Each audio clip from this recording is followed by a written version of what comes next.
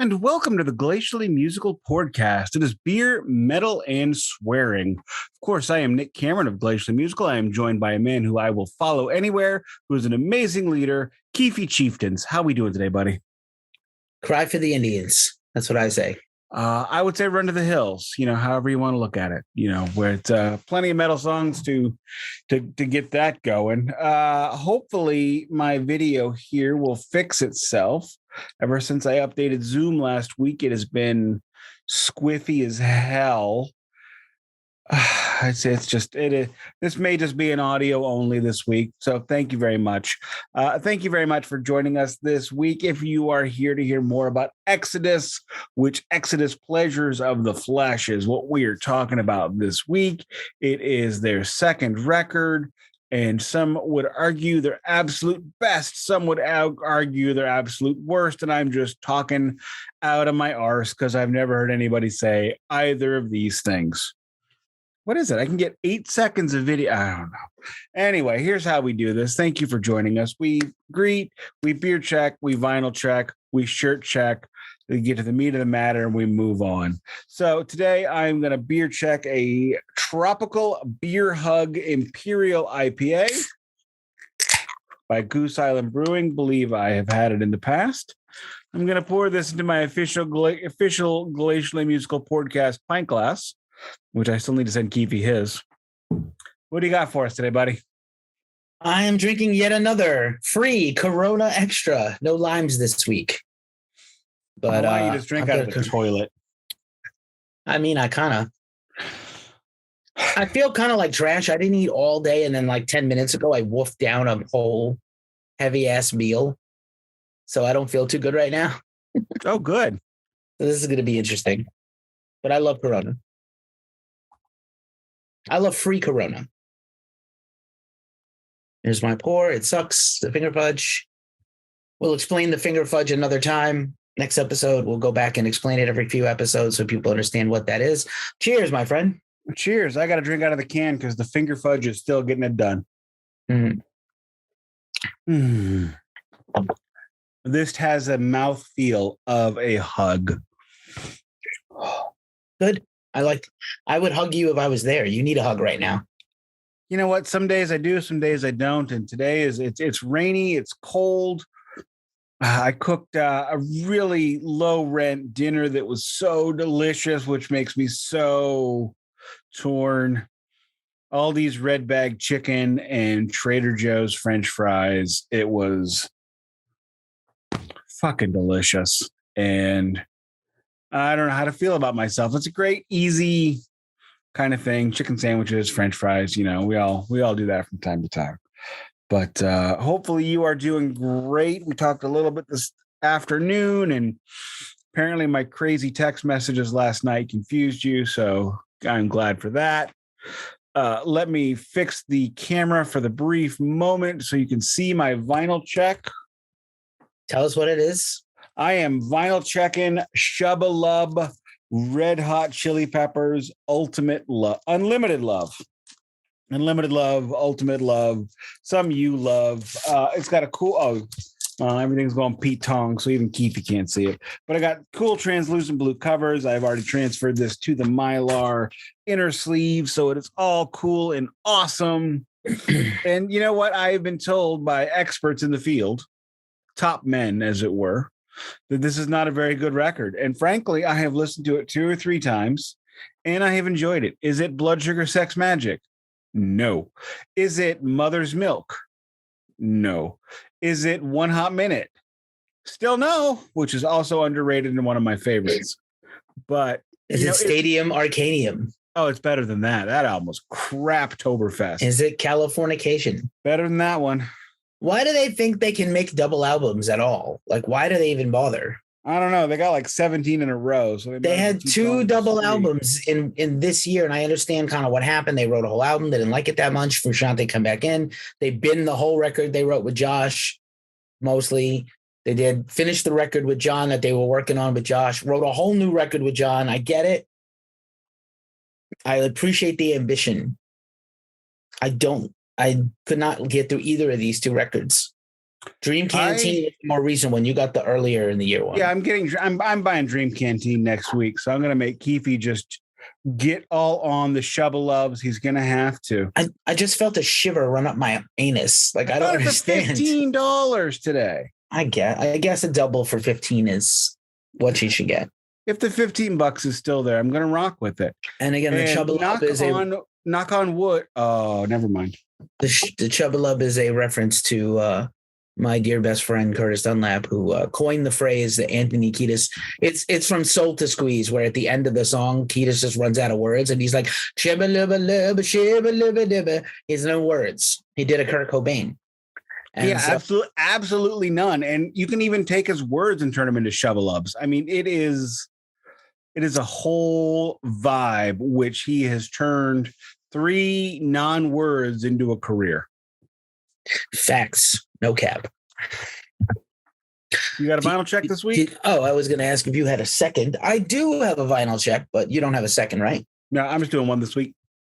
All right. So when I was in Sassoon City last week and I got that Jawbox record that will appear on a later podcast as a check, I did buy another record from Retroactive Records and Video Games, and I got this absolute banger by My Bloody Valentine. Now, I don't know if you're a fan of My Bloody Valentine, but I'm a fan. Fan, no. Can I appreciate? Yes. All right, then. Like noise, sort of excessive avant-garde metal. They used to have, I think at one point, they had the Guinness Book of World Records loudest show ever for an outdoor concert in Australia. I saw them twice, once in a small club, and it was painfully loud, a wall of amps like Jucifer or Sleep. And then I saw them another time at a big festival in front, opening like as the next to last band in front of, it was like all butt rock bands, My Bloody Valentine and Tool. And it was very strange. And Tool was still popular, but not as popular as now. So it's a very, but popular enough to headline a festival in New Jersey in the pouring rain and mud.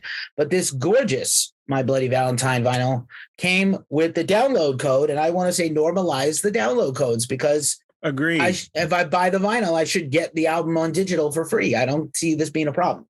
And I'm normally like, I'd gladly pay you Tuesday for a record today. But at the same time, I think if I'm paying for the vinyl, the digital is the least you could do. Well, I mean, think about it like a CD, right? If you buy a CD, you have the digital. I mean, right. it's 50 cents a record to put it out there. I mean, yeah. If it's on Bandcamp, it's even there. I mean, it's a thing that should happen, and it should not be extra or anything. It's the thing that should be, as opposed to the thing that should not be. This came in the Mylar from the store, and a gorgeous. I think this is a repress. I didn't really check, but Isn't Anything is the name of the album, and this is gorgeous, man. So that's 2 for 2 from that place. And when I lived in that town for about half a year in 2021, I went weekly, and when I could afford to, I would buy stuff, and I was never disappointed. They have records for $1. They have records for $3. They have vintage stuff. They have, as I mentioned, very highfalutin. Who cut this thing? Where? When? For real diehard collectors, what year? What was the machine used to cut the lathe? Amazing. Yeah. I'm so cutting. If you don't mind, we actually have a How Vinyl is Made episode coming up in the near future. Not that near, but eventually. A couple of weeks. 2 things that I didn't. Oh, I don't think so. 2 things that I didn't. Maybe 2 things that I didn't mention, by the way, in that episode, which I'll mention now, will be out of order. Won't matter. Doesn't matter. So when I heard from Metallica, nothing else matters. Puns. Nick has them. You could make dad jokes because you're a dad. Unlike me, I'm just a sad single guy that never got to be a dad. Had a dad, but my daddy's gone away. Anyway. So, song references. When, just really quick, when let's say a master lathe, a master cut, a master is made for a vinyl, is it saved or tossed away? Because I would think that would have some value to reuse at a later date, or are they so precious, the materials, you have to just reuse them? I would imagine that when that happens, they are they're destroyed in the process, but I Holy don't know shit. for sure. Because they use the masters to make the pressers, and the pressers are backwards. Understood. And then a fair thing. Here's another thing I meant to mention last week, and I'm going to mention it now because I just think it's inherently cool on a podcast that talks a lot about vinyl. If you go to Third Man Records, are you familiar with Third Man Records? It is a label owned by Jack White of the White Stripes, the Raconteurs, his solo career. He owns Third Man Records, Third Man Books. It's a bookstore. It's a record store. It's a record label. And they have a recording booth with a device from 100 years ago where you can go into a recording booth, cut a track, and they'll press it right there. I'm not saying it's the highest quality thing ever. And it sounds just like you imagined from 100 years ago. But like how cool is that? Lumpkin? Like literally you could go in for an hour, cut a song in 5 minutes, and then an hour later get your vinyl and take it home with you. So I'm legitimately like Lurleen Lumpkin. I guess, whatever that means. It's from The Simpsons when Homer was a country music manager. I have seen a lot of Simpsons. I can't quite say that I have a photographic memory, and you're watching them currently. So I think you have to preface some of these random references. All my references are random. Kind of. I will tell you that if we ever do another Mount Rushmore episode and you pull out some obscure fucking band out of your ass, I'm going to literally get off a plane in St. Louis, come to your house and punch you. I listened to it back. I was like full of rage. My chest started beating. I started getting the meat sweats. I hadn't eaten that day. Don't do it again. I won't do it again. I'm sorry, but sometimes I'm very. You can't help yourself. I can't. I'm the underground guy. I'm not. I love you to pieces. I don't want to harm you, but I truly love you as a friend and a peer and a mentor and all these things. But like, don't ever fucking do that to me again. I was like, whoa. Sometimes I worry too much about what'll make me laugh rather than what makes the most sense. I mean, listen, man, I made a joke about to a couple with a child about like killing their kid within 10 minutes of meeting them. I was like, if you have two, sell one. Why do you need two? And they were like, horrified. The fuck is wrong with you? Quick question. I mean, it seems like my video has kind of worked itself out a little bit. We can just have some technical difficulties at the beginning. I'll just show. We'll see how it holds up. Just in case we show it. Is that glossy or is it still in the plastic? No, it's glossy. Okay. Here's the. Oh, look at the blue. Yeah. So that's blue. That's the Record Store Day variant, I believe. No, Record Store Day was Dream Canteen. That piece of shit. I believe this is the Walmart variant. Don't quote me. Okay, fair enough. I picked the one that was the cheapest because it's all going to sound the same. I love the Chili Peppers. Like, don't get me wrong. They were one of my favorite bands in high school. At the same time, I was like heavily into thrash. I also love the Red Hot Chili Peppers. I also love Michael Jackson, Madonna, Prince, George Michael, Billy Joel, of course. Like, I liked all that shit too. But like, I love like Mother's Milk and Blood Sugar Sex Magic. And I do love One Hot Minute is actually my probably third or fourth favorite Chili's record. They really fell off a cliff after that to me. Anyway. I mean, I'll be honest. I just want to keep loving them. Okay. And I fell off the train around Californication because at that point in time, they decided we're going to be very, very insular and Middle America, go to hell. That's how I took it. There's an outside chance I'm going to see the Chili Peppers in May. I don't know yet. I have many options for the month of May for metal festivals and rock festivals, but also the Chili Peppers are playing in Napa, right by my house. It's an easy trip. I spend almost no money going to it. And it's like the easiest, most comfortable festival ever with like incredible food and craft beer. Or I can go to like a metal fest with smelly, unwashed, gross people and some good music. Better music for sure. No Shovelub though. No, I have not seen the Chili Peppers since the One Hot Minute tour. Oh, that's not true. I did see them. I left Woodstock 99. I saw them at a I'm going to say a Lollapalooza somewhere along the way. But I haven't seen like a full proper headline concert from them in ages. I didn't stay for that whole show. I left.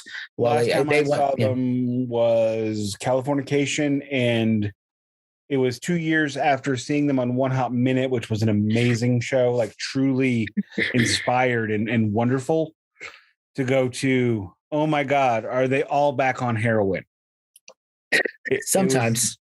No, I mean, it was like they only played ballads and they only played John songs. It was Well, I mean, like it seems like a lot of the stuff they do now is ballads. I don't hear like Flea keeps saying this next record is gonna rock. I don't hear one rock song. I don't hear a rock. I don't hear a pop rock song. Let's curtail the. This is not an episode of Your Favorite Band Sucks, the podcast. This is the Glacially Musical Pouredcast. Let's shirt check, pal. I'm rocking Voltron, classic Voltron, without Sven. It's got the Princess Allura. I like it. Oh, and I like the rainbow Voltron. I think I caught a little. Yeah. Primary colors, always a win. Mm-hmm. Got this in Chinatown in San Francisco. No shit. They had another one with Sven on it, and they had it in medium. And I almost went, ma'am, why do you have an anime shirt in medium? Youch for girls.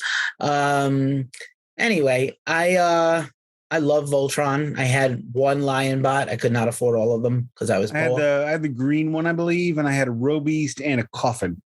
Nice. I had the Red Lion. I am wearing, speaking of TV programs, I am wearing my X-Files shirt. You can't see the tagline, but it's the I Want to Believe at the bottom. The poster is usually behind Fox Mulder in The Office. That's where it comes from. There's also an X-Files movie with that as the tagline. X-Files, I Want to Believe. Good times in the shirt business. You know what I'm saying? Gonna kick off. Got my wife a new shirt this week. It is a Joe from Legal, the legal weasel from Muppets. Oh, okay. For reasons we're not going to discuss. She loves that shirt. It says Joe's O's litigiously delicious. So it's a Trader Joe's pun too. Yeah. That is. Oh, did you just get that? Joe's O's? Yeah. All right. Well, that works out because we shop at Trader Joe's. Okay. As do I. Any news? Do we have any news? We're getting the Metallica vinyl in a few weeks. Oh, we should mention that. That's coming up. The Metallica final, for now, vinyl club issue will either interrupt the end of the Exodus or we'll put it right after. Depends when it shows up. I also would imagine that we're not going to have another vinyl club until 2024. No. What are you talking about? Are you talking about Metallica or us? No, Metallica. We know for a fact that it is not happening in 20. Did they say that exactly? We discussed this a few weeks ago. I can't remember exactly how it was. I was thinking it was up in the air. They sent an email. Hey, sorry about the delays with your final issue. It's coming in February or March. Right. Okay. And as I predicted, February. On the other hand, we're going to discontinue the club for now, not because it wasn't successful. We just have a lot going on, as you predicted. So I feel like it'll go away. They have a new record coming out in March, and then they will. And as I said, perhaps at least one Vanity box set that we know of, if not multiple. And so in the same year. So I'm just going to say we'll hope to get the Vinyl Club back next year. I would say based on the 3 we have and reviewed, I would have went for it again. At where we are now, yes. I loved the first one. Double love the second. Third one, I love the idea far more than the execution. But it was enough to push me forward to the next. I ended up liking the Saint Anger stuff that I have never liked or listened to much, a lot more than I expected because it was live and it sounded great. Correct. I would not go listen to Saint Anger willingly on purpose for any reason. There is one Metallica studio record that is not on the shelf. And that is it. You'll get it, though. You'll get it. You're going to get it. Let's see. What else is going on? A lot of metal festivals have been announced. We're starting to look forward to records. This was the first couple of heavy weeks of records coming out. New Obituary, new Catatonia. Iron Maiden has announced their European tour. Iron Maiden continues to tour. They were already booked for festivals. Now they're doing a headline tour. Bruce is doing a spoken word tour. They're getting postage stamps. I went. I liked it. All right. I would not Bruce, go to that. did you read his book? Yes, I did. What'd you think of it? I did not like that book at all. Oh no. It was like the John Bon Jovi of autobiography. It was like the Bon Jovi behind the music of rock star autobiographies. Nothing bad about him in there. Nothing real. I don't want to tell you what actually happened because it might make somebody sad, and that's personal. Okay, well, what happened? I got on a plane and played with the joystick, and I'm a pilot now. All right. Here's my life story, completely whitewashed. Without anything to do with anything. I mean, like, I like some of it, and I like the advice giving stuff. I would like it a lot better if I were into fencing. I don't care about a lot of his interests. Anyway, I did like the stuff about his solo career, especially the first European tour, which was during the war. Oh, in Sarajevo. Yes. Sarajevo. I would agree with that. And there's a documentary about that. If you ever get to see it, you should see it. I've been meaning to see it, and I've been meaning to buy that soundtrack, but then I remember I don't like his solo work. Ha ha. Do you? Amazing. Tattooed Millionaire is good. I hate that. Accident to Birth is good. Didn't like the other one. I love the newest one. He supposedly has a new one he's working on. Tyranny of Souls is good. That's not his solo record. Oh yeah, you're right. I'm sorry. It sounds like it should be an Iron Maiden record. That's why I like it. It's starting to bleed together. And then Book of Souls kind of sounds like Bruce's solo stuff because he wrote most of it, a good chunk of it. I don't have much else, but I will say, like, we're into the heart of the year with album releases. This is the first couple of heavy album release weeks of the year. New Obituary is really good. New Catatonia is a grower. Dude, I didn't even know there was a new Obituary. God, I feel like an idiot. It's already been out. I know. That's how people talking about it. I'm like, oh, shit. It's already out. And they wrote it, interestingly enough, before the pandemic.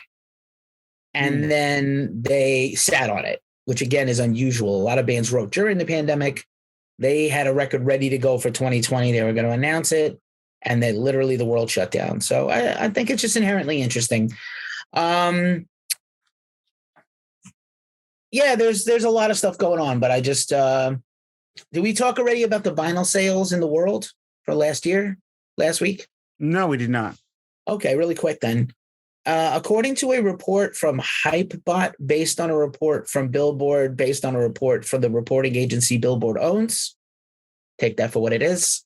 I'm trying to be truthful whenever possible after that one episode where we were called on our shit.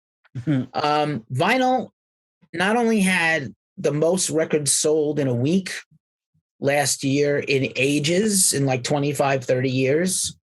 The week of Christmas, vinyl had a humongous record-setting week.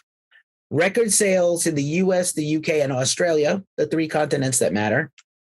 Sorry, that's not fair. But the three continents that track record sales tremendously reported gangbusters all-time high record sales.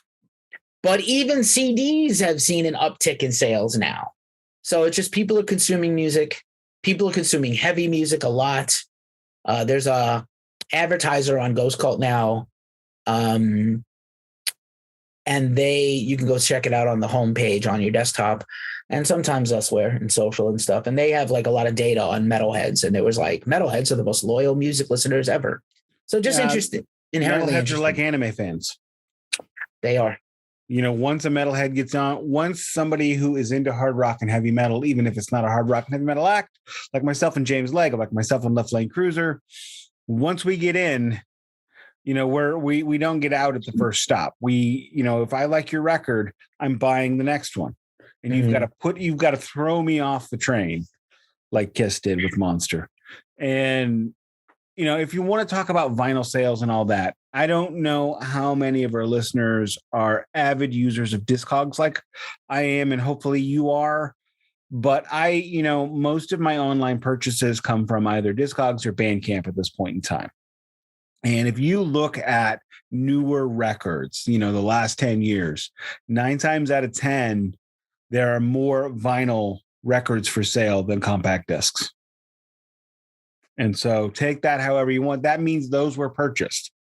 Right. So, and with the, with CDs, I think a lot of people, the streaming era, Like my wife has always talked about, oh, we don't need to buy it. It's on streaming. We don't need to buy this. We can stream it. No, streaming today does not ensure streaming tomorrow. That's already true. That's already true. And support the artists you love with your dollars and buying their records. I agree. So let's get to it. Let's get to the meat of the matter. Let's talk a little bit about Exodus post Bonded by Blood very briefly, and then get into the next record. So we stopped at Bonded by Blood. Bonded by Blood comes out. It was very impactful upon its release.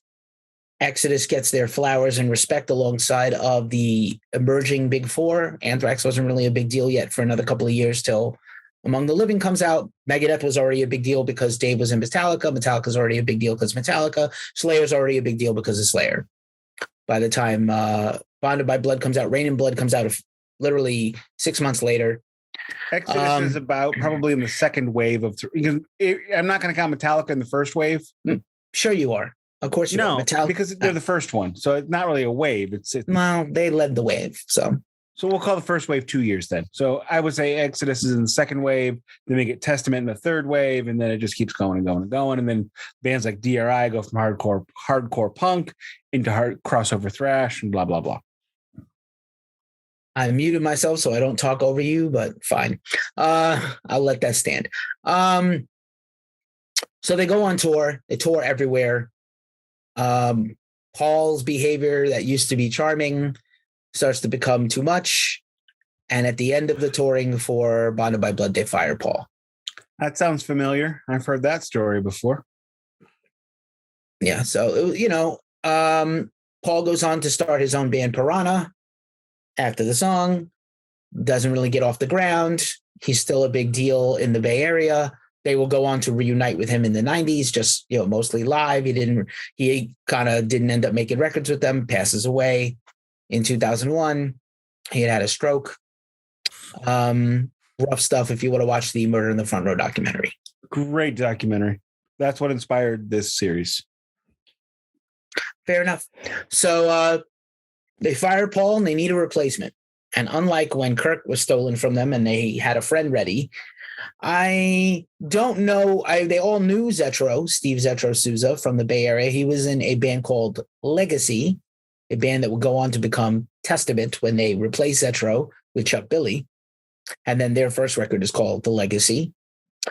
Zetro's claim to fame is that he sounds like Bon Scott. That's the thing he's known for. He is a hell of a singer.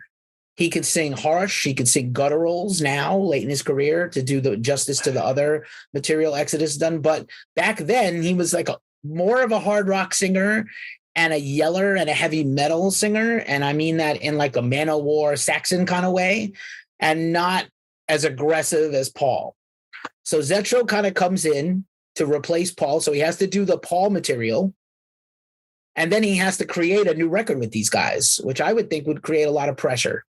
Zetro is if you ever talked to him or seen interviews with him or just heard him talk, he's a very fun-loving, mellow, easygoing guy. He's definitely got opinions. He's definitely got hot takes. He's a spicy hot take guy. He has his own podcast now. If you want to hear his full of hot takes about the world and music and metal.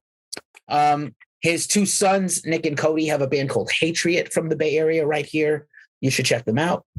They're killer. Steve was the singer at one point for his son's band, which I think was amazing.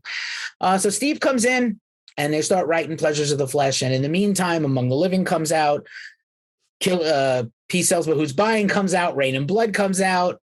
Flotsam and Jetsam comes out. Overkill is now 2 records in, 3 records in. And you're starting to see the proliferation of thrash metal across the USA and the world. As Destruction, Sodom, Creator are all forming at this time also. At this point in time, it has become a genre and it has become a revolution and not a movement, because as the famous Tommy Lee Jones said in the very terrible Steven Seagal movie, Fire Down Below, Under Siege. A movement, by definition, can only go so far, but a revolution keeps going. And so that's what we have with thrash metal. Thrash metal becomes a revolution rather than just a musical movement like grunge or punk or disco. We should mention, and I don't think we did, presently, Exodus is on tour with Black Label Society. The tour started yesterday. in Boise, Idaho, as we record this. Anthrax is on that tour also, by friend. Anthrax too? Oh, yeah, Anthrax. And they're actually the headliner. Oh, fair enough. A buddy of mine asked me if I was going actually at work today. He's like, "You going to Anthrax and Black Label and Excess?" I'm like, "Where is it? Factory?" He's like, "Yeah, no. No. Factory is 30 miles west in the middle of nowhere suburbs, and it's going to take a hell of a show to get me out there because I don't like going that. I'm not going to go that far to a club unless it's something serious." Right. So Zetro comes in and they write Pledges of the Flesh, their second record. Sophomore record is always a bugaboo. You have your whole life to write your first record. Exodus had a very long lead time to become Exodus and write the masterpiece that is bonded by blood, and not as long to write Pledges of the Flesh. But Pledges of the Flesh does have its merits, and I will say we're going to get into it in a second. But yeah, Paul, I think it took something out of them to fire Paul. And Paul was more than a singer. He was like the singer and the mascot all in one. He was the face, he was the soul, and they had to get rid of him because it didn't work anymore. Like we discussed last week, there are a lot of times when you get this wonderful mixture of personalities that can only go so far. Right. So technically Paul was with them for the writing and left the band / fired right before the recording. There are demos out there with Paul. Supposedly. And he is credited on 3 tracks for his writing: Seeds of Hate, the title track, and Brain Dead. We'll get into those in a second. So, and again, this is on Combat Records, infamous Combat Records of many heavy metal bands, including Megadeth at one point. I love that label title. Combat? Mm-hmm. That reminds me of the Atari game Combat, which I was a big fan of when it first came out. Yeah, I like it a lot better than that game. Okay. All tracks written by Gary Holt and Steve Souza, except where noted. But basically, Gary took over and wrote the whole album. So Ricky got 2 credits on the first album. Not too much here. Tom Hunting had written songs, riffs, and lyrics on the first record. None here, except drums. So the album begins with Deranged, and clearly going to be one of Nick's least favorite tracks because it starts with an intro. I like this intro. It's a good intro. I can't quite place where it's from, but it's like a film quote. It's a film. I'm sorry, I don't have anything good to say. I'm agreeing with you. Yeah, it's a solid song. Could have been, I would have picked another song for the opener, but it's solid. I like it as an opener because it has that film quote thing. One of my guilty pleasures things I don't mention that I'm now going to come clean with is I love it when there's spoken word before the first song. I would much prefer that. I have I want to say Brag Naufa, where they've got a wonderful spoken word, but it's so slow. I can never remember if I should be playing that record at 33 or 45. Okay. It is 33, but that is something I really dig, is that kind of, and this, I mean, in this particular spoken word segment is, well, for lack of a better term, it's deranged. It's basically about how awful he is and how, I don't want to say carnivorous, but carnivorous. But then it's like, oh, but I eat a salad. I like a good salad. I mean, it's just, I don't know if they were quoting a serial killer. Somebody enlighten us in the comments if you know who it is. I will say the song is like a big riff salad, a lot of chromatic Gary Holt-esque riffs, and you get Steve's first taste as a vocalist, kind of doing a Paul, shouting in key, not singing. Yeah. But, they're trying to fit a square peg into a round hole. Track number 2 is Till Death Do Us Part. Another good track. A lot. I liked where you put it before. You know, it's a word salad full of riffs, and this is just blowing up all over the place. Another good song. Great solo by Gary. You know, Steve is stepping into Baloff's shoes, and I think doing a really good job by slightly differentiating and slightly aping, like the right kind of beginning. It's nothing like Fabulous Disaster, which we get in 2 years, which is very different. Indeed. They basically told Steve, like, do this. Kind of like Joey Belladonna, kind of do this, do that, do it this way. Didn't really let him be his own guy just yet here. And I'm sure he's very proud of this record, but I'll ask him if I interview him again. But yeah, it's a kill. Death to His part. I think he gets better as the record goes on. Parasite is the third song and definitely one of my more favorite tracks on the record. Yeah, Parasite is definitely a standout track. It's got a really good sing-along kind of feel to it, which is something that was really big in the 80s, but not in this kind of music. So to have that kind of groovy, to kind of have that communal feeling, nice touch. Word. And we talked about grooves in the last episode on the debut album. And also I want to say, except for the title, except for the opener with the spoken word, which is, if you took the spoken word out, it's less than 3 minutes. They are exploring longer song styles and trying, different parts out and, different dynamic things and different tempos. It's definitely a different record than the first one. And so far I have liked this one better than the first one, even though I absolutely loved the first one. Okay. That's interesting.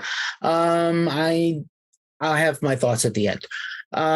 Still a good record. Brain Dead is next. This is the Paul and Gary, one of the Paul and Gary compositions. Solid track. They once in a blue moon play it. Don't think it's in the set list much these days, but solid, not spectacular for me. Word. Here's a song title and a song I don't quite understand. Faster Than You'll Ever Live to Be. All right, that's a lot of words that go together in a sentence, apparently. Right. Yeah, just wild. It's a good track. To end side, it's a good side one ender, not necessarily what I would consider to be a primo track. I don't know that I would call it a good side one ender, but it's definitely the kind of a song that ends side one on a sophomore record. Fair enough. And we flip that son of a bitch. Oh, now it's time to get to that title track. And if you thought 5 minutes wasn't enough, awesome. Pleasures of the Flesh. It's a bit experimental. It's also a Paul and Gary composition. There's one more after this. It's as far as title track goes, it's pretty strong. You imagine where Zetro is doing what Paul did here. This is what Paul did. Do it. I think it'd be interesting to see what Zetro would have done years later with more confidence in his own ability to write his own melodies and things if he would have did it a little differently. Agreed. Because I'm sorry, I will get to that later. You're absolutely right on that point, and I'll shut up. I think, yeah. Well, I mean, like, just in terms of if you're listening to this and you're a current Exodus fan and you've listened to Exodus all the way through, or you got into them at a later date, where they're a much more melodic, interesting band, and this has a lot more in common with Slayer than Metallica in terms of the vocals. And the guitar riffs. There's a lot of thrash riff 25 on this album and the previous album. It takes a little while. Fabulous Disaster, if I don't want to speak out of turn, but Fabulous Disaster is kind of their coming out party. And it's really, I would say, it's Zetro's first record. This one, I don't think counts. It's funny. This kind of happened to him twice in his career. Anyway, we'll talk about that later. Then 30 Seconds is just a segue, a little classical guitar intro. You get these from time to time. Gary is a genius guitar player, and Rick is also an exceptional guitar player. The problem is it's actually 40 seconds long. So that's true. I don't think that's the 30 seconds meaning, but I get you. Nick needs things in order for him to succeed. It helps.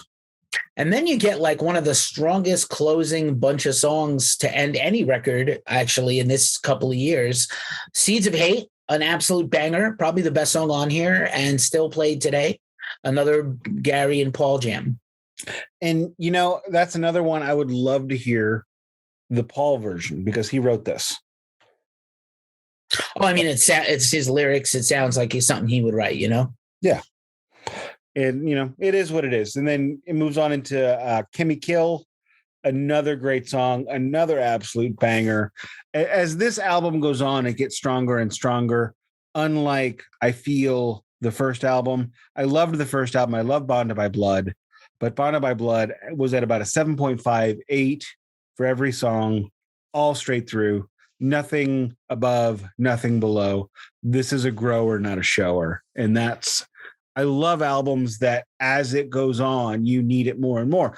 I listened to this record 3 times today, and it never felt like it was the second time. It was the third time. And I listened to it once yesterday. So, I mean, That's about the same clip that I did. I don't know if you were done making your point, but done enough. You harumphed, so I felt like it was my turn to talk when you harumphed. That's fair. I get that. Chemical rules. And again, still played today. Excellent track.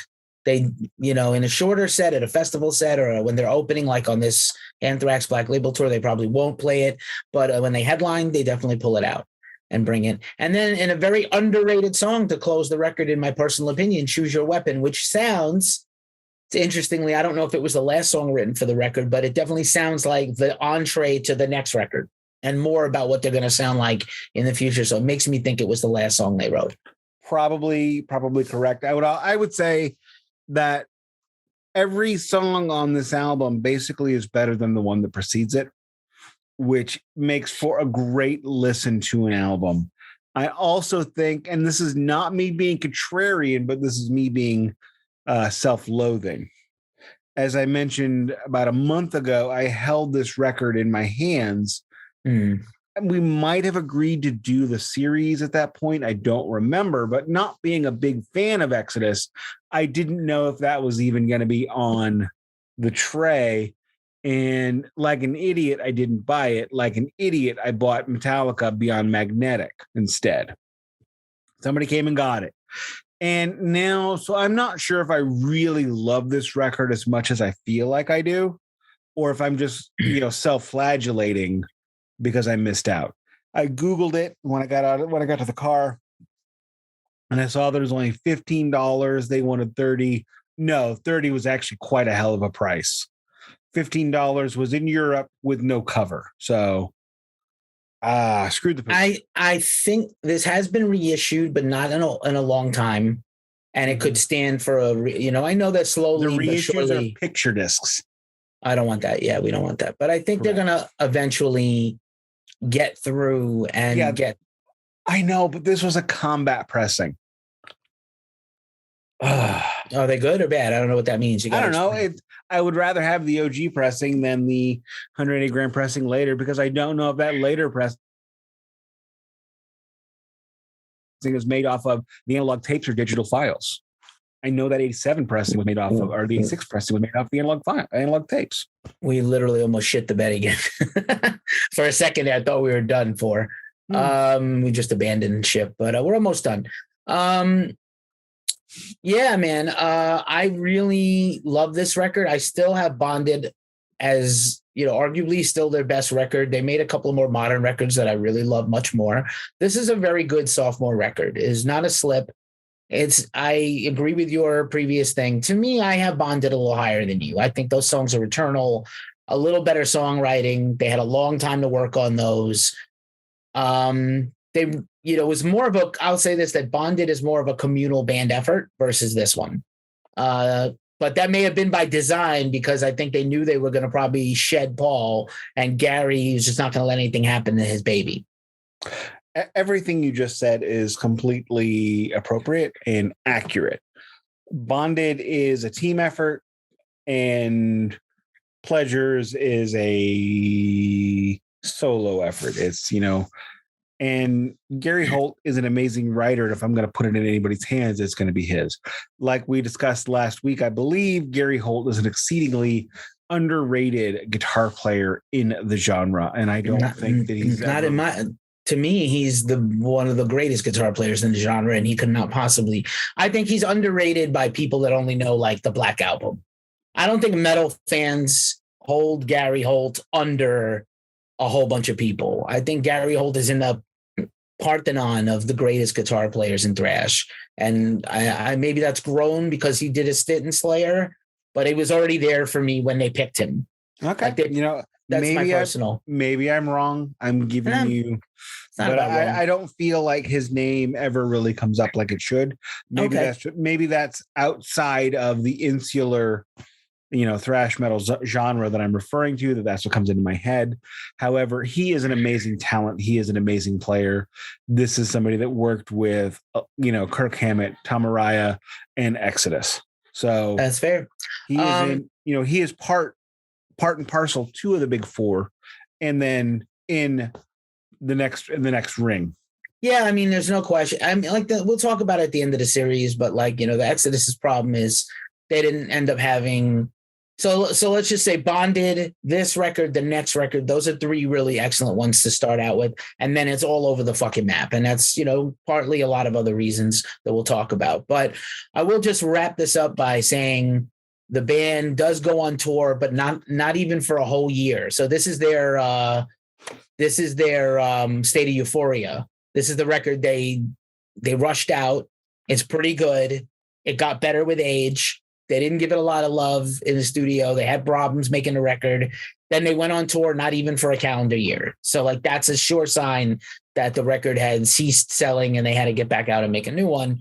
They did tour with Anthrax and Celtic Frost, and then again with MOD. And they went in Europe and played with Law's Rocket, who is the band from the story last week with Murder in the Front Row and the girl and the broken glass and the blood. So I think that's hilarious that they still had to end up playing with Law's Rocket after everything else. The incestuous nature of metal will never cease to amaze me. I want to say this now in case I forget to say it next week or the week after. The thing about Exodus is Exodus in the public sphere, not in the metal sphere, but outside of our clique, our circle, they're very underrated. And if you think about it, when you talk about 1991 to 1993, all the biggest bands had at least one record that hit. Pantera, Metallica, Megadeth, Slayer had two. Then you have Anthrax having two. Where's Exodus? They didn't. Again, it took them a long time to get. They had that. So this record should have if again, that missing year, that gap year. Mm-hmm. Rec bands used to record and put a record out in 3 months. That year of not having their record out in 84 set them back 2 or 3 years in their career, if you think about it. And they missed the window.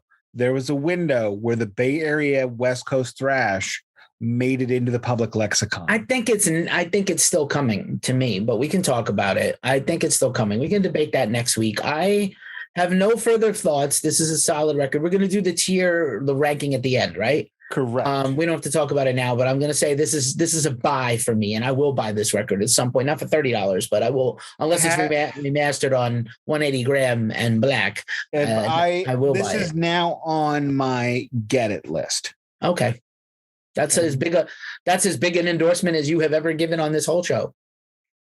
Maybe for a record you don't have in hand.